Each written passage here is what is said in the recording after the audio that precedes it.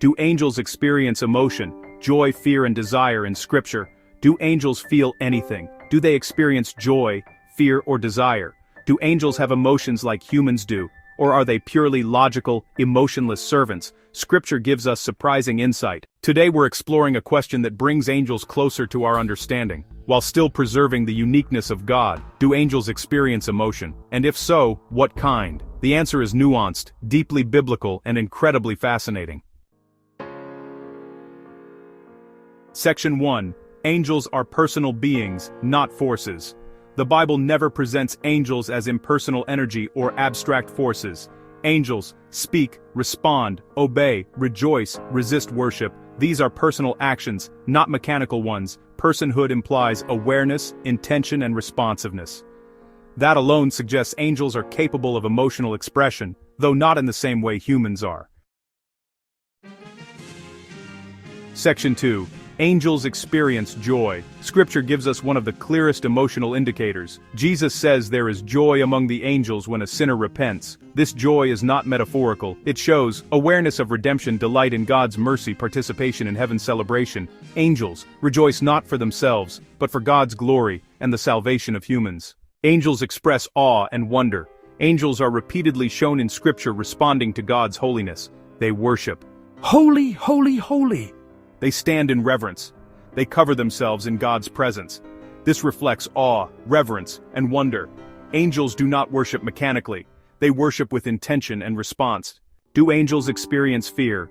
Angels are often fearless in their missions, but Scripture suggests they do possess reverence and restraint. They refuse worship, obey God instantly, do not act independently, remain within God's authority. This reflects not terror, but holy fear. A deep awareness of God's majesty and authority. Even angels do not act casually before God. Section 5. Angels experience desire, but not selfish desire. 1 Peter tells us angels long to look into the gospel. This longing is not envy or craving. It is curiosity, fascination, desire to understand God's plan. Angels desire insight into redemption, not for personal gain, but for God's glory. This is a pure, ordered desire, very different from fallen human craving.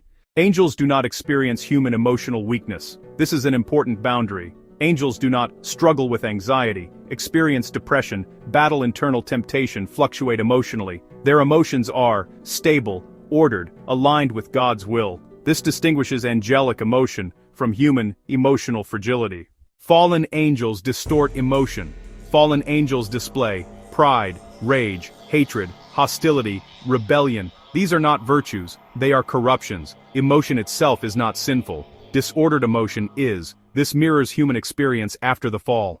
Why God created angels with emotion. Emotion allows worship, obedience, joy, reverence, participation in God's glory. Angels are not cold servants, they are active participants in the life of God's kingdom. Section 9. What this teaches about God. Angels reflect, in limited ways, the nature of their creator. God is not emotionless. God is not distant. Angels respond emotionally to God because God himself is relational. What this means for believers: God values ordered emotion, joy is holy, reverence matters, worship engages the whole being. If angels worship with joy and awe, how much more should redeemed humans?